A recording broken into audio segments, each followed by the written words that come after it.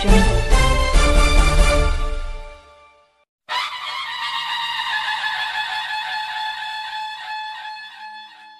नमस्कार. सर्व या ठिकाणी फेसबुक लाईव्हच्या माध्यमातून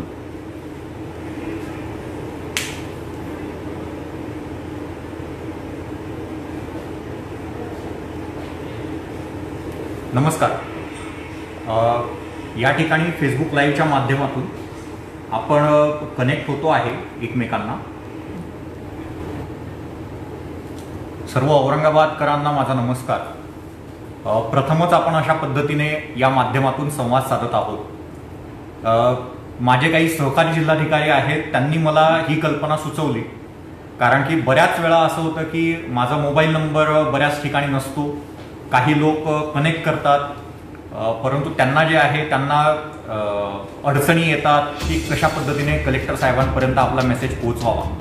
तर मला एक असं वाटतं की हे एक चांगलं माध्यम आहे की ज्याच्यातून आपण तुमच्या मनातल्या शंका कुठल्याही पद्धतीच्या असू द्या त्या या ठिकाणी मांडू शकतात. आणि मला जितकं शक्य आहे तितक्या बाबतीत मी त्यांना उत्तर देण्याचा प्रयत्न करेन. आपल्याकडे खूप मोठ्या आपल्या कमेंट्स आतापासून यायला सुरुवात झालेली आहे, मी बघतो आहे. जास्तीत जास्त प्रश्नांना मी उत्तर देण्याचा प्रयत्न करेल स्पष्टपणे, जेणेकरून आपली सर्व मनातल्या शंका या दूर व्हाव्यात.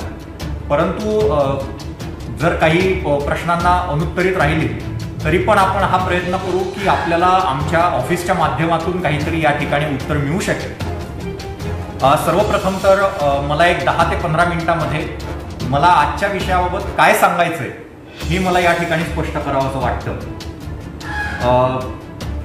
सर्वप्रथम तर आपण सर्वचे सर्व लोक हे कोरोनाच्या पॅन्डेमिकमध्ये, ह्या एपिडेमिकमध्ये फाईट करत आहोत, लढत आहोत. मग त्याच्यामध्ये सर्व जनता आपली आणि त्यांच्यासोबत कोरोना योद्धे म्हटले की डॉक्टर्स आहेत, पॅरामेडिकल स्टाफ आहेत, अगदी सफाई कर्मचाऱ्यांपासून सर्व मंडळी आहेत, शासकीय कर्मचारी अधिकारी आहेत की जे कोरोनाला प्रिव्हेंट करण्यासाठी लढत आहेत, पोलीस आहेत. मला असं वाटतं की एक भारताचा नागरिक म्हणून आपण सर्वांनी ह्या सर्व कोरोना योद्ध्यांना सलाम केला पाहिजे की ते आपल्यासाठी झटत आहेत. मला या ठिकाणी मित्रांनो हे स्पष्ट करायचं आहे की जरी मी जिल्हाधिकारी आहे तरी ज्यावेळी मी फर्स्ट हँड एक्सपिरियन्स घेतो, जेव्हा या कोरोना योद्ध्यांसोबत मी बोलतो किंवा त्यांचं काम बघतो, तेव्हा त्यांचं जे मोटिवेशन लेवल आहे ती बघून खूप भारावल्यासारखं होतं. एक फक्त छोटंसं उदाहरण आपल्याला देतो की जेणेकरून आपल्याला या बाबतीत स्पष्टता येईल. आपण कोरोना हा इतका इन्फेक्शियस आजार आहे की डॉक्टरांना किंवा नर्सेसला त्या कोरोना पॉझिटिव्ह पेशंटच्या संपर्कात जाताना पूर्णपणे तो एक PPE सूट हा घालावा लागतो.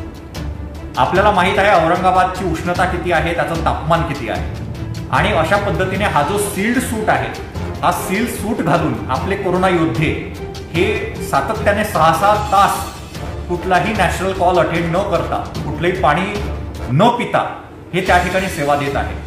तर मला असं वाटतं की आपण सर्वांनी जे माझ्यासोबत कनेक्टेड आहेत, आपण सर्वांनी सर्वप्रथम हे सर्व डॉक्टर मंडळी, सर्व पॅरामेडिकल स्टाफ आणि सर्व वर्कर्स आणि सर्व कोरोना योद्ध्यांना आधी सलाम केला पाहिजे आणि मग आपण आपल्या संभाषणाची सुरुवात करू. या ठिकाणी मला आपल्याला एक गोष्ट स्पष्ट करायची आहे.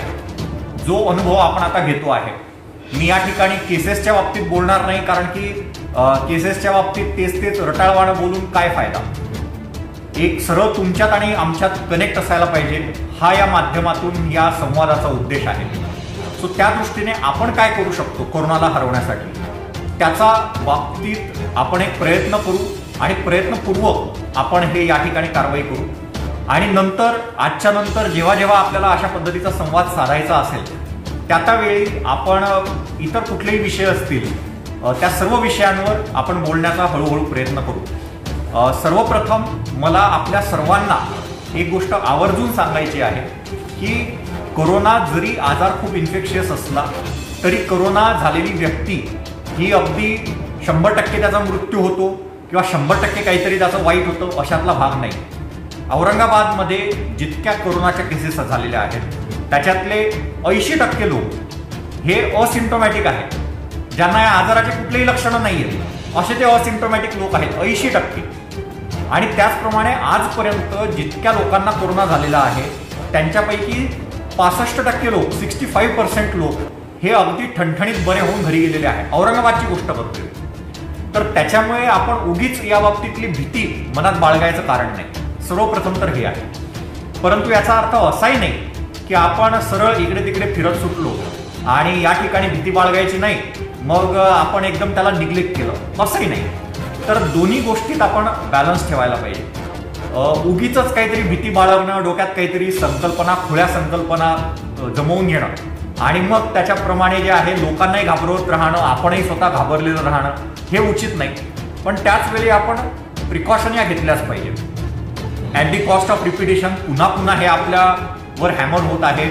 म्हणजे अगदी आपण कोणाला मोबाईल फोनवर फोन करतो तर ती रिंगटोन आता अशी झालेली आहे, खासी जुकाम जो भी है वो लक्षण है तो इमिजिएटली आपके कोरोना डॉक्टर के पास जाओ वगैरे वगैरे. तो इतक्या मोठ्या प्रमाणावर, व्यापक प्रमाणावर ही जनजागृती आपली झालेली आहे. तरी पण मी at the cost of repetition आपला हा पहिला संवादात ही गोष्ट पुन्हा स्पष्ट करेन की आपल्याला जर कोरोनाला हरवायचं असेल आपल्या प्रत्येकाचं योगदान महत्त्वाचं आहे. फिजिकल डिस्टन्सिंग पाळा. एकमेकापासून एक फिजिकल डिस्टन्सिंगचं योग्य अंतर हे ठेवा. 6 फुटाचं अंतर ठेवा.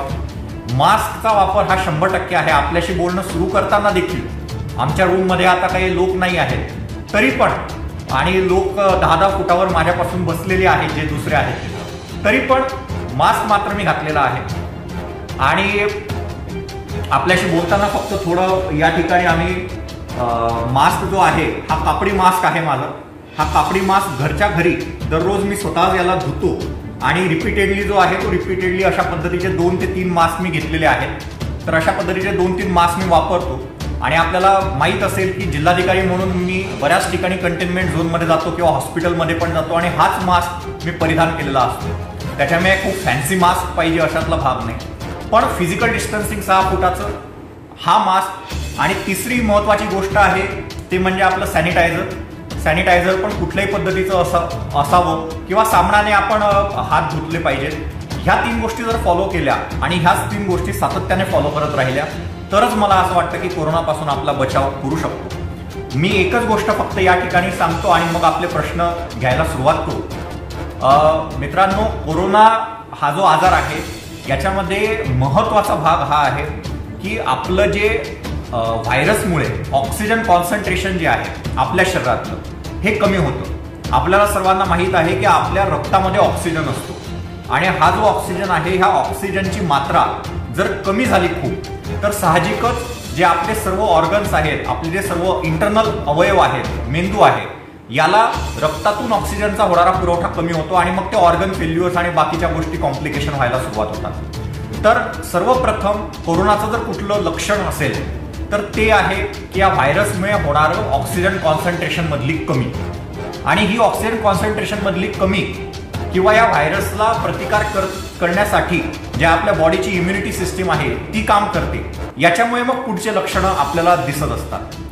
पण बऱ्याच ठिकाणी असं लक्षात येतं की ही जी ऑक्सिजन कॉन्सन्ट्रेशनची जी कमी आहे ही समोर येत नाही मित्रांनो. म्हणजे माझ्या शरीरामध्ये आज ऑक्सिजन कमी आहे हे जरी मला हे जरी असलं प्रत्यक्षात तरी देखील आपल्याला हे कळणारच नाही की माझ्या शरीरामध्ये ऑक्सिजन कमी झालेला आहे.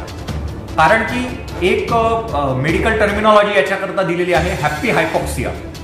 हायपॉक्सिया म्हणजे ऑक्सिजनची शरीरात असलेली कमतरता. आणि हॅपी हायपॉक्सिया म्हणजे मी जर अशी व्यक्ती आहे की ज्याला शरीरातलं ऑक्सिजन 90%पेक्षा कमी आहे तरी पण मला हे कळत नाही की माझा ऑक्सिजन इतका कमी आहे म्हणून. मी याच भ्रमात असतो की मी एकदम ओके आहे, मला काहीच झालेलं नाही. आणि मग अचानकपणे सडनली जेव्हा खूप ऑक्सिजन लेवल कमी होते आणि आपल्याला ब्रीथलेसनेस होतो त्यावेळी मग आपल्याला जाणवतं की अरे काय झालेलं आहे. तर त्याच्यामुळे मला असं वाटतं की आपण या कोविड एपिडेमिकच्या वेळेमध्ये आपण सातत्याने हे लक्ष ठेवायला पाहिजे की आपल्या शरीरातलं ऑक्सिजनचं प्रमाण कसं आहे, किती आहे. आणि त्याकरता जे आहे ते सातत्याने आपण आपलं ऑक्सिजन टेस्टिंग हे करत राहायला पाहिजे. आणि याच्यासाठी अगदी सिंपल इलाज आहे. याच्याकरता आपल्या औरंगाबादच्या शहरमध्ये पण, औरंगाबाद शहरात पण आणि औरंगाबाद ग्रामीणमध्ये पण आपल्या आरोग्य यंत्रणेमार्फत घरोघरी जाऊन हे अशा पद्धतीने जे आपले व्हल्नरेबल पॉप्युलेशन आहे, ज्याला आपण म्हणतो की 50 वर्षाच्या वरचे काही आहेत किंवा आपले कोमॉर्बिडिटी असलेले आहे, डायबिटिक आहे, हायपरटेन्सिव्ह आहेत, अशी काही मंडळी आहेत, यांचं नियमितपणे जी तपासणी आहे ती नियमितपणे तपासणी करण्याचा आपण हा प्रयत्न करणार आहोत. आता या ठिकाणी जे आहे, या ठिकाणी मी आपल्याला फक्त या ठिकाणी एक दाखवू इच्छितो की हे ऑक्सिमीटर इतकं छोटं एक हे या ठिकाणी यंत्र आहे. किंमत काय खूप जास्त नाही, मार्केटमध्ये 1500-2000 वगैरे किंमत याची असेल. ह्या यंत्राद्वारे जे आहे, ह्या यंत्राद्वारे आपण आपल्या शरीरातलं ऑक्सिजन कॉन्सन्ट्रेशन आणि पल्स हे दोन्ही पण मोजू शकतो. हे पल्स ऑक्सिमीटर आहे. हे कसं मोजायचं ते पण मी 1-2 मिनिटांमध्ये आपल्याला सांगणार आहे, जेणेकरून आपण देखील ह्या पद्धतीने, ज्यांच्याकडे आहे त्यांचं तर चांगलीच गोष्ट आहे, ज्यांना वाटत असेल की आपण हे घ्यावं, आपल्याकडे काही पेशंट आपल्या घरात आहेत किंवा आपल्याकडे काही वृद्ध व्यक्ती आपल्या घरात आहे, तर ही एक चांगली इन्व्हेस्टमेंट आहे असं मी या ठिकाणी सांगणार.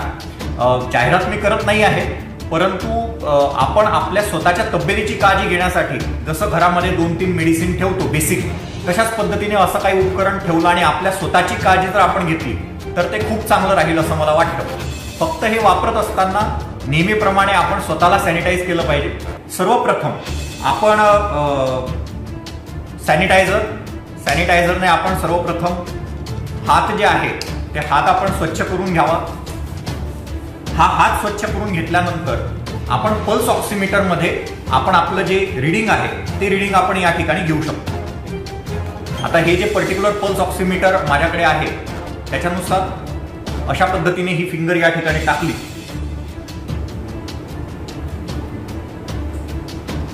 आणि या ठिकाणी यांनी हे मोजायला सुरुवात केली. आता सुदैवाने कर्मधर्म संयोगाने हा सांगत आहे की माझं ऑक्सिजन कॉन्सन्ट्रेशन 100% आहे आणि माझा जो पल्स रेट आहे तो जवळपास 83 ते 85च्या दरम्यान तो सांगत आहे. आता 100% ऑक्सिजन कॉन्सन्ट्रेशन हे रेअर आहे, परंतु चांगली गोष्ट आहे की तुमच्या जिल्हाधिकाऱ्यांचं ऑक्सिजन कॉन्सन्ट्रेशन या ठिकाणी 100% आलेलं आहे. मित्रांनो, गमतीचा भाग सोडला तर 94%च्या पेक्षा जर कमी आपलं ऑक्सिजन कॉन्सन्ट्रेशन जर गेलं तर मला असं वाटतं की आपण लगेच आपल्या डॉक्टरांना या ठिकाणी दाखवायला पाहिजे.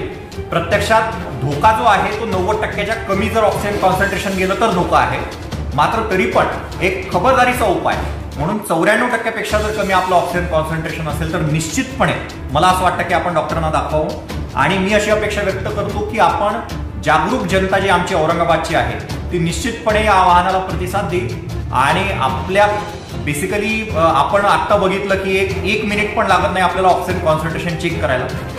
माझी सर्वांना विनंती आहे की आपण केवळ आपल्या स्वतःसाठी नाही तर आपल्या कॉलनीसाठी, आपल्या सोसायटीसाठी एखादं असं एक ऑक्सिजन कॉन्सन्ट्रेशन आपल्याकडे असू द्यावं, कॉन्सन्ट्रेटर पल्स ऑक्सिमीटर, की ज्या पल्स ऑक्सिमीटरने संपूर्ण सोसायटीतल्या लोकांचा, आपणच एक कोणी याच्यातलं ज्ञान असलेली व्यक्ती असेल तीच जाऊन आपलं चेकिंग करू शकेल आणि अशा पद्धतीने आपण रेग्युलरली हे मॉनिटर करू शकू.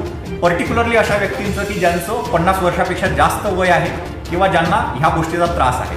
हे सर्व मी इतकं का सांगितलं मित्रांनो, तर आमच्या असं लक्षात येतंय की जे आमच्याकडे उशिराने येणारे पेशंट आहे डॉक्टरकडे, त्यांना वाचवण्यामध्ये आपण अपयशी ठरतो आहे. जर आपलं ऑक्सिजन कॉन्सन्ट्रेशन कमी झालं असेल आणि जर म्हणजे प्रत्येकाचं ऑक्सिजन कॉन्सन्ट्रेशन कमी आहे म्हणजे त्याला कोरोना झाला आहे अशातला गैरसमज करून घेऊ नका, पण जर त्याला इन्फेक्शन असेल आणि जर ते लगेच डिटेक्ट झालं तर निश्चितपणे आपण अशा रुग्णांचे जीव हे वाचवू शकतो. म्हणून आपलं आरोग्य आपल्या हाती असं समजून माझी अशी अपेक्षा आहे की आपण सर्वजण ह्या आवाहनाला प्रतिसाद देऊ. ही एक व्यापक पब्लिक चळवळ आपण ही या ठिकाणी उभारू आणि या ठिकाणी जे आहे या ठिकाणी आपण त्या पद्धतीने काम करू. या ठिकाणी बरेच प्रश्न मला विचारले जात आहेत. त्याच्यापैकी जितके प्रश्नांना मला शक्य होईल तितक्या प्रश्नांना मी एक उत्तर देण्याचा या ठिकाणी प्रयत्न करतो. एक प्रश्न या ठिकाणी असा विचारला गेलेला आहे की ग्रामीण भागामध्ये 1 जून नंतर लॉकडाऊन हे शिथिल होणार आहे का?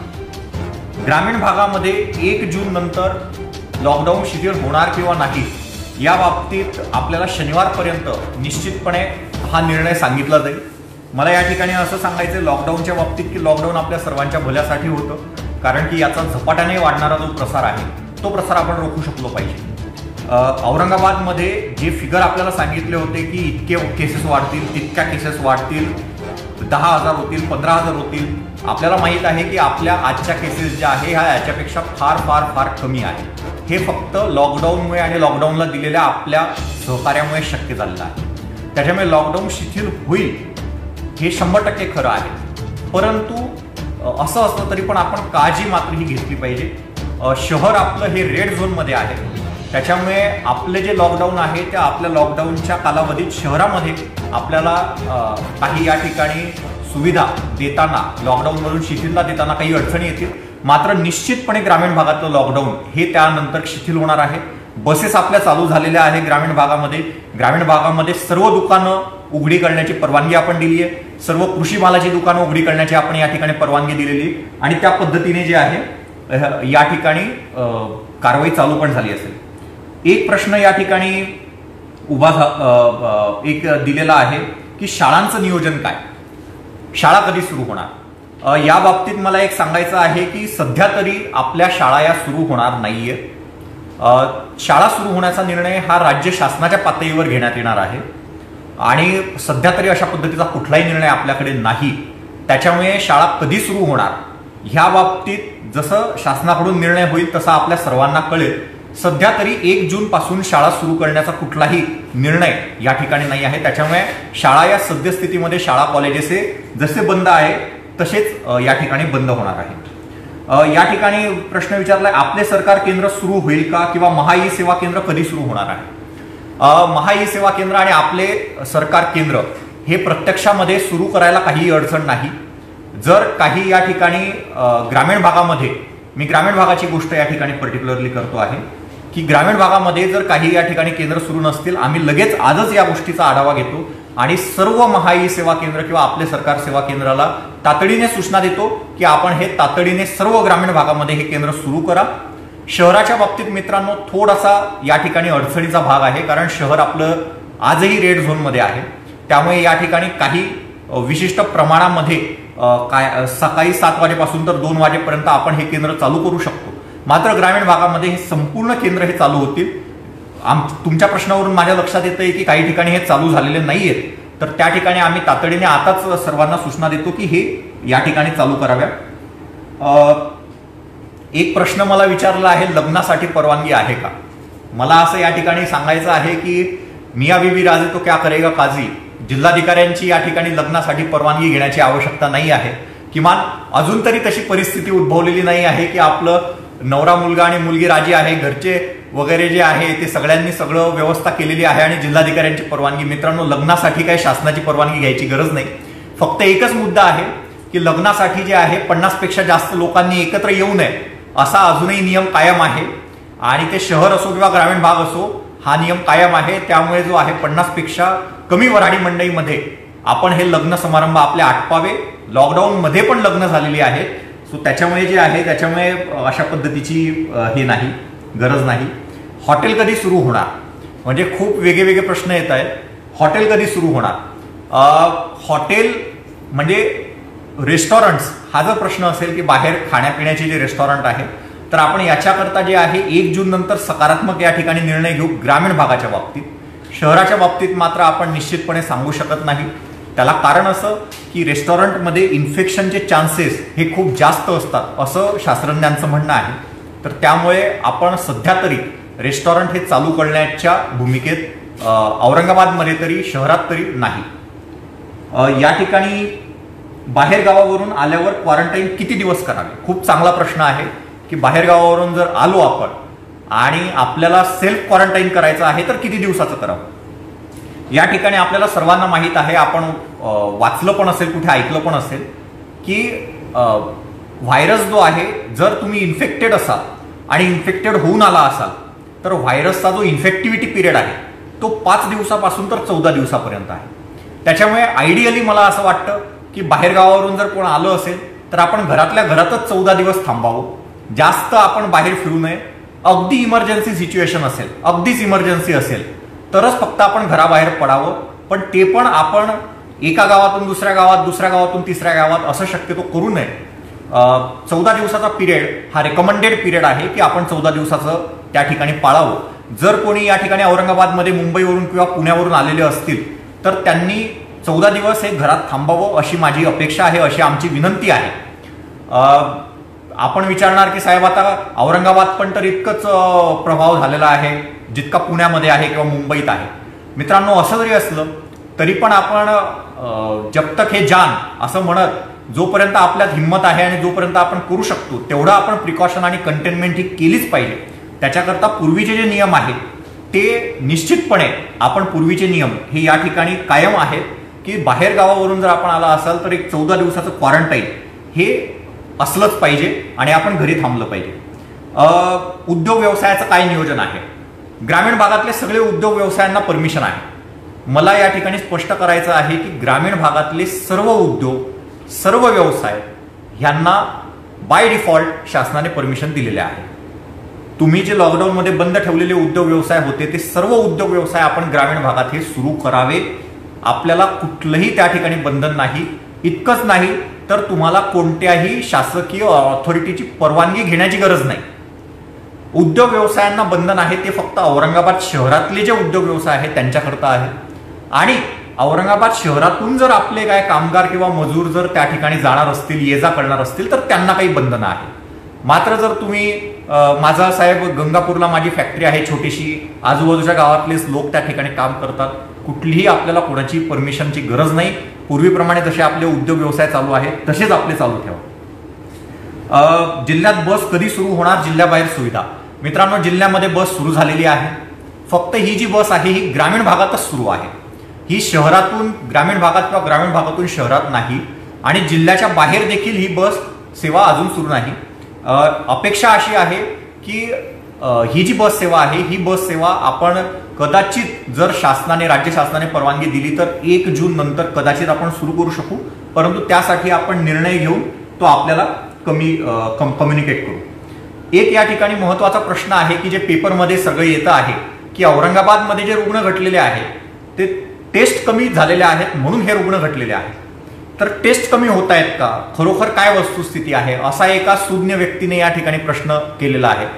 मला या ठिकाणी असं सांगायचंय की टेस्ट हे काय मी ठरवत नाही की टेस्ट कमी व्हाव्यात किंवा टेस्ट कमी कराव्यात. आमच्याकरता प्रत्येक पॉझिटिव्ह रुग्ण शोधणं हे प्रायोरिटी आहे. जिल्हाधिकारी म्हणून माझ्या महापालिकेला पण त्याच सूचना आहे, माझ्या जिल्हा परिषदला पण त्याच सूचना आहे. रुग्ण शोधणं हे महापालिकेचं स्थानिक स्वराज्य संस्था म्हणून शहरात काम आहे आणि ग्रामीण भागात जिल्हा परिषदचं स्थानिक स्वराज्य संस्था म्हणून काम आहे आणि शासनातर्फे जिल्हाधिकारी म्हणून मी त्याच्यावर संनियंत्रण म्हणून करत आहे. प्रत्येक जो पॉझिटिव्ह रुग्ण आहे तो प्रत्येक पॉझिटिव्ह रुग्ण शोधणं ह्यासाठी असेल ते सर्व प्रयत्न करणं हे ह्याच अँगलने आपल्या सूचना आहे, त्याच्यात कुठलाही बदल झालेला नाही. मग आता कोणीतरी प्रश्न विचारला की जे पेपरमध्ये आलं ते चुकीचं आहे का? मित्रांनो, या ठिकाणी खूप कॉम्प्लेक्सिटी आहे. याच्यामध्ये जी स्ट्रॅटेजी असते ती स्ट्रॅटेजी आहे. महापालिकेच्या बाबतीमध्ये असं आहे की महापालिकेने सुरुवातीला खूप ॲग्रेसिव्हली ICMR जे आपलं ICMR जे आहे, Indian council of medical research, त्यांनी जे सांगितलं होतं त्याच्या पुढे जाऊन त्यांनी रॅन्डम पद्धतीने सुरुवातीच्या इन्फेक्शियस पिरियड जो होता डिसीजचा त्यावेळी सॅम्पलिंग घ्यायला सुरुवात केली आणि त्यावेळी पॉझिटिव्ह झाले. परंतु मध्यंतरात आपण खूप काही चांगले उपक्रम हाती घेतले. त्याचं फलित म्हणा किंवा आपल्या सर्वांचं सहकार्य म्हणा, हळूहळू हा आकडा स्टॅबिलाइज झाला जो दररोज जो पॉझिटिव्ह रुग्ण येण्याचा. आणि आज आपण बघतोय की पॉझिटिव्ह रुग्ण जितके त्याच्यापेक्षा जास्त लोक घरी जात आहेत. तर हे जे पॉझिटिव्ह आहे यांच्यात कोणाच्या टेस्टिंग कराव्या हे पण गाईडलाईन अगदी सुस्पष्ट आहे, त्याच्यात काही लपवून ठेवण्याची गोष्ट नाही. आपल्या माहितीसाठी मी हे स्पष्ट करतो की जर माझ्या घरात मी पॉझिटिव्ह आलो तर माझ्या डायरेक्ट कॉन्टॅक्टमध्ये, ज्याला आपण हाय रिस्क कॉन्टॅक्ट म्हणतो, ते कोण आहेत त्यांचा शोध हे आपलं पथक घेतं आणि त्या सर्व हाय रिस्क कॉन्टॅक्टचं स्वाब घेणं हे बंधनकारक आहे. मग हे पॉझिटिव्ह हाय रिस्क हे जे हाय रिस्क कॉन्टॅक्ट आहे की जे डायरेक्ट कॉन्टॅक्ट आहे, तर हे कोण याचा शोध हे पथक आपल्याकडे जेव्हा जर पॉझिटिव्ह रुग्ण असेल त्याच्याकडे गेल्यानंतर जेव्हा ते त्याची बघतील हिस्ट्री, त्याच वेळी त्यांच्या लक्षात येईल की हे नक्की हाय रिस्क कॉन्टॅक्ट कोण. मग त्यांना सिम्पटम असू देत किंवा नको असू देत, हे अगदी स्पष्ट आहे की त्याच्या हाय रिस्क कॉन्टॅक्टच्या प्रत्येकाचा स्वाब घ्यायचा आहे. त्याच्याशिवाय जे लो रिस्क कॉन्टॅक्ट आहे की ज्यांच्यात कधीतरी मागच्या 14 दिवसामध्ये एकदा दोनदा भेटला होता, अशा लो रिस्क कॉन्टॅक्ट पैकी जे सिम्प्टोमॅटिक आहे, ज्यांना सिम्पटम्स आहेत, अशांचे स्वाब घ्यायचे आणि अशांची टेस्ट करायची आहे. ह्या ICMRच्या क्लिअर गाईडलाईन आहे आणि याच्यात कुठेही डेव्हिएशन होणार नाही याची आपण पूर्णपणे या ठिकाणी प्रयत्न करणार. मला अजून या ठिकाणी अजून एक सांगायचं आहे की ज्या ठिकाणी खूप जास्त इन्फेक्टिव्हिटी आहे, म्हणजे हॉटस्पॉट आहे, आपण कंटेनमेंट एरिया म्हणून डिक्लेअर केलाय, त्या ठिकाणी जे पण लोकांना इन्फ्लुएन्झाला एक सिम्पटम आहे, म्हणजे ज्यांना सर्दी, ताप, खोकला आहे, अशा सर्व लोकांचे देखील आपण स्वाब घेण्याची या ठिकाणी गरज आहे आणि अशा पद्धतीचे स्वाब आपण घेतो आहे. अशा पद्धतीच्या लोकांचे आपण टेस्टिंग करत आहोत. हे सगळं कोरोनाच्या बाबतीत आहे. पण एका आमच्या शेतकरी मित्राने या ठिकाणी प्रश्न विचारला आहे की साहेब, पीक कर्ज योजनाविषयी प्रोसेस पूर्ण होत नाही. एकाने म्हटलंय की साहेब, तुम्ही ऍप्लिकेशन तर दिलं की ह्या पोर्टलवर तुम्ही अप्लाय करा, पण शेतकऱ्याकडे काय अँड्रॉइड फोन नाही, मग ते शेतकऱ्याने काय करावं, कुठे जावं. एकाने असं म्हटलेलं आहे की साहेब, आमच्या गावामध्ये इंटरनेटचं कनेक्शन जे आहे ते कमी जास्त येतं, ते मोबाईलमधून काही चालत नाही. आता मला या ठिकाणी स्पष्ट करायचं आहे की हे जे केलेलं आहे आपण पीक कर्जासाठी एक लिंक दिलेली आहे आणि जसं तुम्ही फेसबुकला आता कनेक्ट झालेले आहात, तर इतकं सिंपल आहे. त्या लिंकला जाऊन आपण आपली माहिती त्या ठिकाणी भरा. ही माहिती सरळ थेट माझ्याकडे येणार आहे, म्हणजे तुमच्या जिल्हाधिकाऱ्यांकडे ही माहिती येणार आहे. जिल्हाधिकाऱ्यांकडून ही जे लीड डिस्ट्रिक्ट मॅनेजर आहेत त्यांना ही माहिती जाणार आहे आणि लीड डिस्ट्रिक्ट मॅनेजरकडून ती प्रत्येक बँकेच्या शाखेला जाणार आहे. म्हणजे पूर्वी जसं आपण करायचो की शेतकरी काय करायचा की तो त्या बँकेच्या शाखेमध्ये जातो, त्या ठिकाणी मग काही मॅनेजर चांगले असतात, ते त्याला चांगलं ट्रीटमेंट देतात. काही ठिकाणी आपल्या शेतकरी बंधू भगिनींना चांगली ट्रीटमेंट मिळत नाही, तेही तक्रारी माझ्याकडे होत्या. मग ते तिथे गेल्यानंतर मग तिथे जर काम नाही झालं तर मग ते तहसीलदार साहेबाकडे जातात किंवा अजून दुसऱ्या मोठ्या मॅनेजरकडे जातात. तिथे काही नाही झालं तर शेवटी माझ्याकडे येतात. आता तसं काही नाही. जसं तुम्ही माझ्याशी या फेसबुकच्या माध्यमातून कनेक्ट झालेला आहात, तसं तुम्ही डायरेक्टली या पोर्टलवर जाऊन तुमची सगळी माहिती त्या ठिकाणी टाका. तुम्हाला जे OTP वगैरे येईल त्याच्यानुसार. हे कशाकरता ठेवलंय तर मिडलमन किंवा मध्यस्थी त्याच्यामध्ये नको कोणी लोक, की जे लोक जेन्युइन आहे, ज्यांना गरज आहे, जे खरेखुरे शेतकरी आहेत, त्यांनीच फक्त ह्या ठिकाणी ऍप्लिकेशन केलं पाहिजे अशी आमची इच्छा आहे. त्यांनी ऍप्लिकेशन केल्यानंतर ह्या प्रत्येक ऍप्लिकेशनला आपण ट्रेस करणार आहे. एक या दृष्टीने मला एक म्हणायचं आहे की जर इतकं करून पण जर खरोखरच जर कुठे अडचण असेल की शेतकऱ्याला खरोखरच बाबा रे काहीच नाहीये असा जर शेतकरी असेल, तर आपण प्रयत्न करू की अशा पद्धतीचा ऑनलाईन पीक कर्जाचा अर्ज हा आपल्या महाई सेवा केंद्र किंवा आपले सरकार केंद्र जे आहे गावातल्या त्याच्यामधून पण आपल्याला भरता यायला पाहिजे. तर अशा पण पद्धतीने आपण थोडासा प्रयत्न करू. परंतु मला या ठिकाणी आपल्या सर्व शेतकरी बंधू भगिनींना विनंती आहे की आपण नुसता हा अर्ज भरून दिला ऑनलाईन म्हणून काय आपलं कर्ज मंजूर झालं असं नाही आहे. हा अर्ज भरला म्हणजे तुम्हाला कर्जाची आवश्यकता आहे हे मला कळलं, मग मी हा अर्ज बँकेला पाठवणार आणि बँकेचे लोक तुम्हाला कॉन्टॅक्ट करणार. त्यांनी बँकेच्या लोकांनी तुम्हाला कॉन्टॅक्ट करून मग ते तुम्हाला बोलवून घेणार एका विशिष्ट दिवशी विशिष्ट वेळेला आणि मग ते तुमचं कर्ज मंजूर करून देणार जर तुम्ही पात्र असाल तर. अशी ही प्रक्रिया आहे. तर याच्यामध्ये मला असं वाटतं की एक स्टेप आपण सुकर केलेली आहे, इझी केलेली आहे की तुम्हाला अगदी की मी पात्र आहे की नाही किंवा मला मिळेल की नाही हे विचारत बँकेत जायची गरज नाही.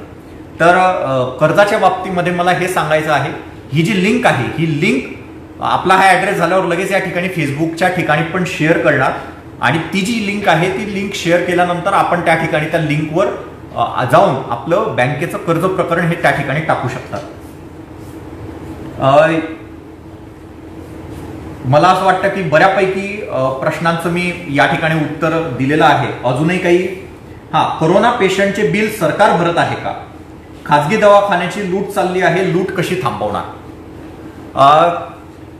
फार महत्वाचा प्रश्न आहे. कोरोना पेशंटच्या बाबतीत जर शासकीय इस्पितळामध्ये जर आपला उपचार होणार असेल कोरोनाचा, मग ते सिव्हिल हॉस्पिटल असेल किंवा घाटीचं हॉस्पिटल असेल किंवा कुठलंही ग्रामीण रुग्णालय असेल, पूर्णपणे निःशुल्क उपचार आहे शासकीय रुग्णालयामध्ये.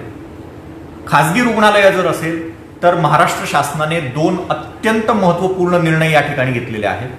सर्वात पहिला निर्णय म्हणजे 100% जनता ही महात्मा फुले जन आरोग्य योजनेअंतर्गत ही शासनाने कव्हर केलेली आहे.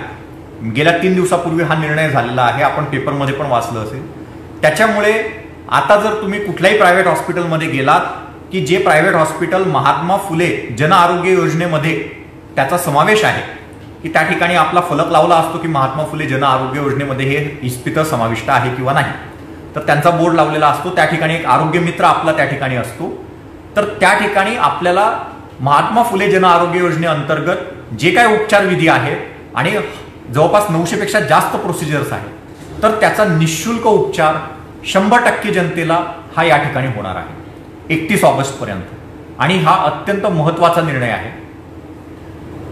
या ठिकाणी जो प्रश्न विचारला गेला लूट, तर जर प्रायव्हेट हॉस्पिटलमध्ये आपण गेला आणि महात्मा फुले जन आरोग्य अंतर्गत ते हॉस्पिटल रजिस्टर्ड नसेल, तर मग काय, तर त्या हॉस्पिटलने आपल्याकडून पैसे घेऊ शकतात.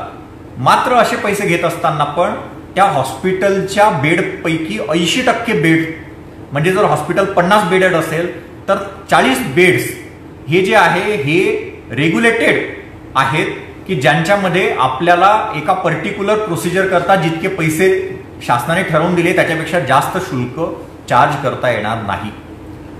हा जो निर्णय आहे हा गेल्या 3 दिवसापूर्वीच झालेला आहे. हा आपण सर्व इस्पितळांना कम्युनिकेट केलाय.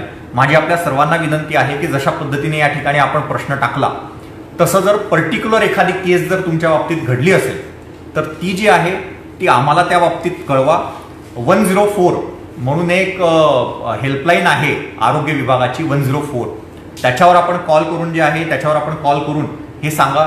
किंवा या ठिकाणी DIO जे आहे ते DIOंकडे आपण या ठिकाणी आपलं पर्टिक्युलर केस ही या ठिकाणी सांगू शकतात की ह्या हॉस्पिटलमध्ये असा असा प्रकार झाला. मित्रांनो, माननीय मुख्यमंत्री साहेबांनी काल व्हिडिओ कॉन्फरन्स सर्व जिल्हाधिकाऱ्यांची घेतली. त्याच्यामध्ये माननीय आरोग्यमंत्री साहेबांनी हे स्पष्ट केलेलं आहे, टोपे साहेबांनी, की मुंबईमध्ये अशा पद्धतीने काही इस्पितळांनी ज्यांनी अतिरिक्त चार्जेस रुग्णांकडून घेतले त्यांनी शासनाकडे किंवा आपल्याकडे या पद्धतीची कंप्लेंट रजिस्टर केली. त्यांचे आपण 15 लाख रुपयापर्यंतची रक्कम जी आहे आजपर्यंत त्या रुग्णांची ही त्यांना परत दिलेली आहे, अतिरिक्त चार्ज केलेली, की जे नियमात बसत नाही अशी अतिरिक्त चार्ज केलेली रक्कम परत दिलेली आहे. हा जरी खूप छोटा आकडा वाटत असला 15 लाख, तरी गेल्या 2-3 दिवसातच इतकी रक्कम आपण परत केलेली आहे. तर अशा पद्धतीने जर खूप ओव्हर चार्जिंग जर होत असेल तर निश्चितपणे आपण हे इंडिव्हिज्युअल केसच्या बाबतीमध्ये हे इंडिव्हिज्युअली आपण लक्षात आणून द्या. जनरल आपण जे बोलतो की असं चाललं आहे तसं चाललं आहे साहेब, तर याच्यापेक्षा मला असं वाटतं की इंडिव्हिज्युअल जर असेल तर निश्चितपणे आपण त्याच्यामध्ये जे आहे आपल्यापर्यंत पोहोचण्याचा प्रयत्न करू. रेल्वे आणि विमान सेवेच्या बाबतीत या ठिकाणी विचारण्यात आलं की रेल्वे आणि विमान सेवेचं काय होणार. विमान सेवा आपल्याला माहित आहे भारतामध्ये 25 तारखेपासून सुरू झालेली आहे. मात्र औरंगाबाद एअरपोर्टवरून अद्यापपर्यंत तरी विमान सेवा सुरू करण्यात आलेली नाही. औरंगाबाद रेल्वे स्टेशनवरून अद्यापपर्यंत तरी रेल्वे सेवा सुरू करण्यात आलेली नाही. रेल्वे सेवा आणि विमान सेवा ह्या दोनही गोष्टी ह्या केंद्र शासनाच्या अखत्यारीतला विषय आहे. त्याच्यामुळे केंद्र शासन हे ज्यावेळी याच्यातला निर्णय घेणार त्यावेळी आपल्याला औरंगाबाद विमानतळावरून पण आणि औरंगाबाद रेल्वे स्टेशनवरून पण आपल्याला रेल्वे सेवा आणि विमान सेवा सुरू करण्यात येईल आणि त्याची आपण व्यापक प्रमाणामध्ये प्रसिद्धी पण करणार. या ठिकाणी कृषी निगडित कामे सुरू झाली, बी बियाण्याचं काय, अशा पद्धतीने प्रश्न आहे. मित्रांनो, सर्व शेतकरी बंधू भगिनींना मला हे सांगायचं आहे की आपल्याकडे बी बियाण्याची किंवा खताची कुठलीही कमतरता नाही आहे. कृषी विभागामार्फत बांधावरच आपले खतं उपलब्ध करून देण्यासाठी प्रयत्न चालू आहे आणि सर्व जे आपले ग्रामीण भागातले कृषी सेवा केंद्र आहे किंवा कृषी विक्री केंद्र आहे खताचे बियाण्याचे, ते सर्व कृषी सेवा केंद्र आणि कृषी विक्री केंद्र हे पूर्ण वेळ चालू ठेवण्याचं या ठिकाणी माझ्या सूचना आहे. तरी जसं मी आरोग्याच्या बाबतीत सांगितलं, हॉस्पिटलच्या बाबतीत स्पेसिफिक जर आपल्याला कुठल्या गावाचा किंवा कुठला जर इश्यू असेल तर तुम्ही तो आम्हाला कळवा. त्या ठिकाणी जे आहे आमचे लोक तुमच्या संपर्कामध्ये लगेच या ठिकाणी येतील.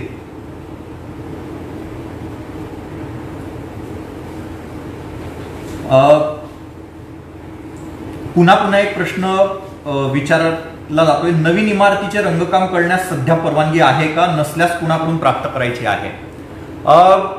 इमारतीचं रंगकाम किंवा असल्या ज्या किरकोळ जे काही रिपेअर्स आहे ग्रामीण भागामध्ये तर याच्या आपण जसं नेहमीप्रमाणे आपल्याला परवानगीची काही गरज नाही आहे त्याप्रमाणे परवानगीची साहजिकच गरज नाही. शहरी भागामध्ये म्हणजे पर्टिक्युलरली औरंगाबाद शहरामध्ये जर आपले रंगकाम करणारे जे मजूर आहेत किंवा रंगकाम करणारे जे लोक आहेत ते जर त्या इमारतीतच राहणार असतील किंवा त्याच ठिकाणी जर त्यांचं कॅम्प असेल छोटंसं, तर आपल्याला याच्याकरता परत वेगळ्या काही विशेष परवानगीची गरज नाही.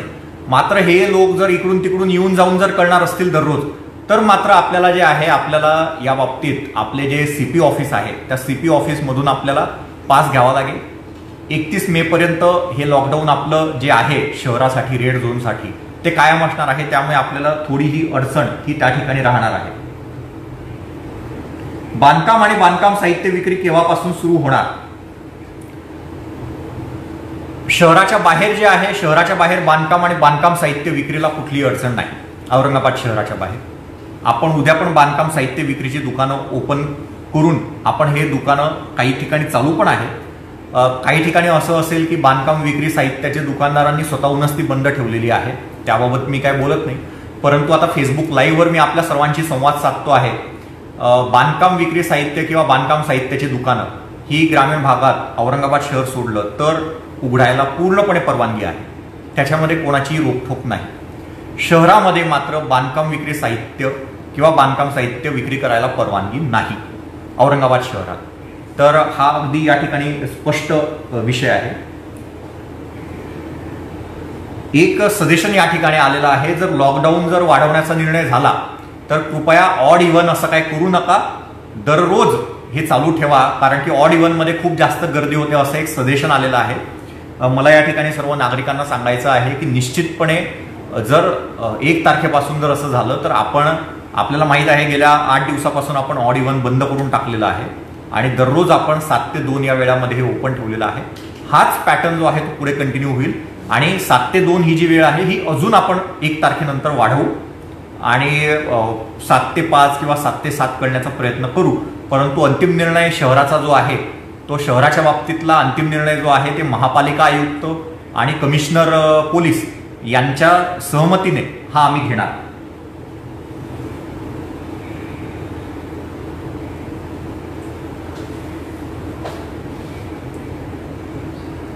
खासगी बस सेवा बाहेर जाण्यासाठी कधी चालू होणार आहे?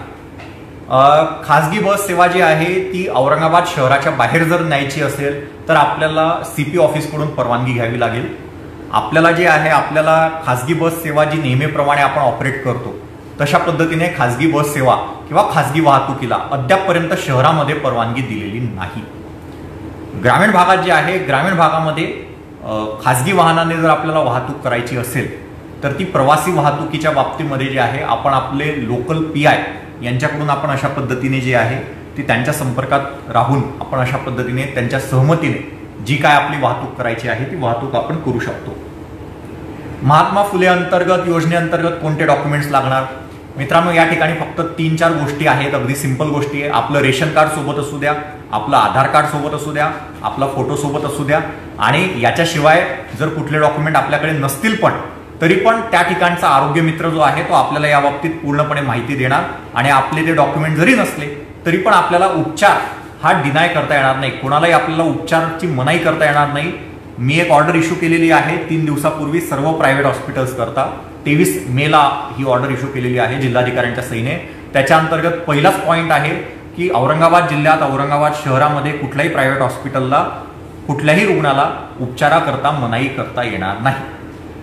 मी हे इतकं सगळं सांगत असलो की हे असं आहे, तसं आहे, हा नियम आहे, अमक आहे, ढमक आहे, तरी पण प्रत्यक्षात मला या गोष्टीची कल्पना आहे आणि याचीही जाणीव आहे की खाली फील्डवर जे आहे किंवा प्रत्यक्षात कधी कधी ह्या गोष्टीचं पालन होत नाही. मग पालन होत नाही म्हणून लगेच दंडुका घेऊन त्यांच्या मागे लागायचं का? तर असं नाही. आपण आमच्याकडे ही गोष्ट लक्षात आणून द्या, आपण त्यांना पालन करायला लावू ज्या ठिकाणी पालन होत नाही त्या ठिकाणी, आणि आपण हा विषय जो आहे तो चांगल्या पद्धतीने सोडू.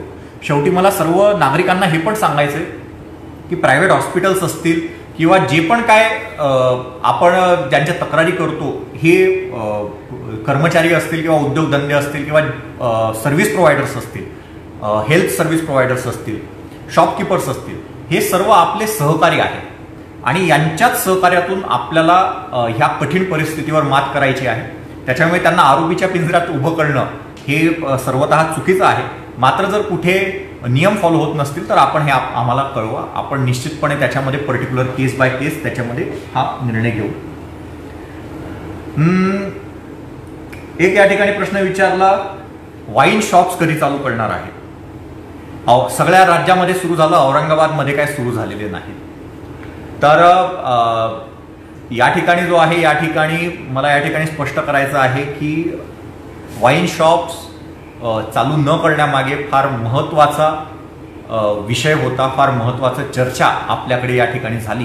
कारण की आपण इतर ठिकाणी बघतो की वाईन शॉप जसं ओपन झालं तसं त्या ठिकाणी सगळ्या लोकांची झुंबड उडाली आणि सोशल डिस्टन्सिंगचे 3-13 वाजले. तर त्यामुळे अगदी काळजीपूर्वक रीतीने आपण येत्या काही दिवसांमध्ये ह्याबाबत निश्चितपणे निर्णय घेऊ आणि हा निर्णय आपल्या सर्वांना कम्युनिकेट केला जाईल.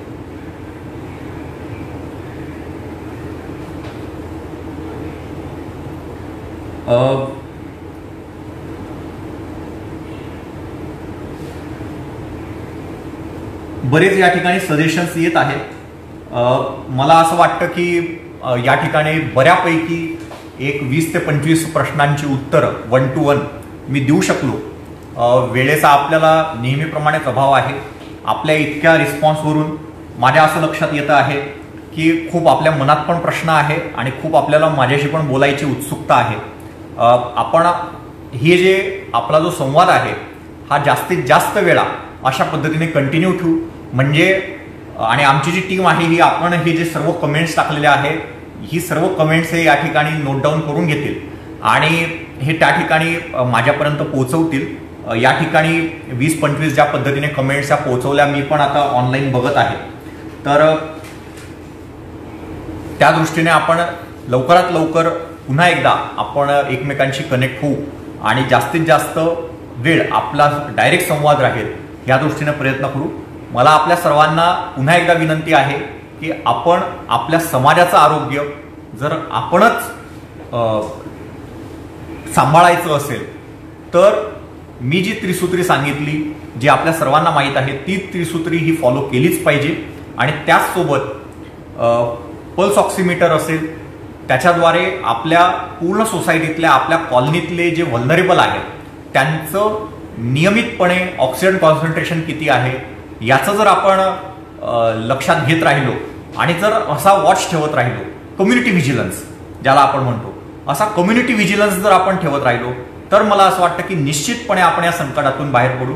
मित्रांनो, माझी आपल्या सर्वांना हात जोडून प्रार्थना आहे की केवळ शासन किंवा शासकीय यंत्रणा याच्या माध्यमातून आपण ह्या संकटाला सामोरं जाऊ शकत नाही. आपल्या सर्वांचे हे प्रयत्न आणि आपल्या सर्वांचं व्हिजिलन्स आणि आपल्या सर्वांचं डोळस जागरूक पहारा हा या ठिकाणी अत्यंत आवश्यक आहे. आणि आजपर्यंत जे पण काय आपण यश मिळवू शकलोय ते आपल्या सहकार्यानेच मिळवू शकलेलो आहे. मी आपल्या सर्वांचे या ठिकाणी आभार मानतो. आपण कनेक्ट झालात आणि अशी अपेक्षा व्यक्त करतो की आपण असंच पुन्हा नव्याने नवीन जोमाने पुन्हा एकदा कनेक्ट होऊ आणि आपले नवीन काही इश्यूज असतील तर ते निश्चितपणे या ठिकाणी संवादाच्या माध्यमातून आपण सॉल्व्ह करू शकतो. थँक्यू.